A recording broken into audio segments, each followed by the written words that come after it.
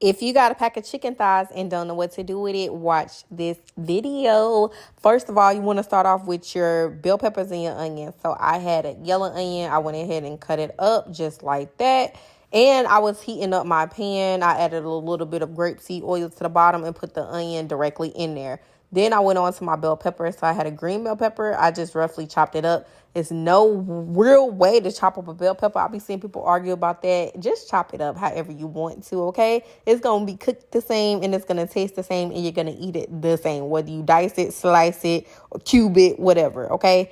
So I went ahead and roughly chopped it up. I did the same with these sweet peppers that I got. I used an orange one, yellow one, and a red one just for colors, really. But I love bell peppers, sweet peppers, regular bell peppers. It doesn't matter. I just like the way that it makes my food look and taste. So chop it all up, and I'm going to add that into my pan as well. Trigger warning, I had already removed the fat, scrubbed them down with limes. I was just showing y'all the rinsing of the cold water and a little bit of vinegar. Get the rest of that water out, and voila. If you want a more detailed video on how I clean off my chicken thighs, let me know.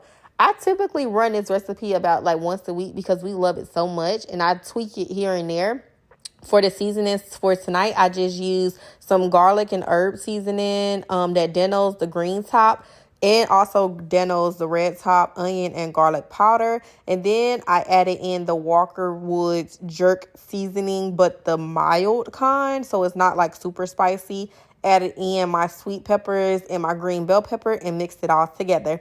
You want to mix it super well, let it sit for about 5 or so minutes before cooking it, just so the seasonings can become best friends. In that same pot that your onion was cooking in, you want to go in and add a little bit of your bell peppers, and then go ahead and add your chicken to the bottom. Try to make sure that the chicken is directly on the pan. Do y'all see how seasoned that is? Yep. She was a fairy.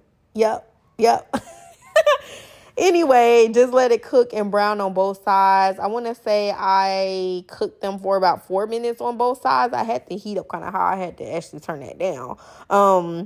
And then once they cooked on both sides, just like that, you'll see that the oil would start to reduce. And if it's thickened, it's okay. That's just the seasonings at the bottom. Once you add your liquids, it'll go away. I typically do half chicken broth, half water, and cover it up just like you're seeing in this video. You want to make sure your chicken is fully covered in whatever liquid you choose to, and let it cook. Let it cook for about an hour or so, just so that it's falling off the bone. I cut up some squash and zucchini and added teriyaki sauce on top and a little bit of seasoning. And then I uncovered my chicken and let the rest of the liquid like kind of reduce.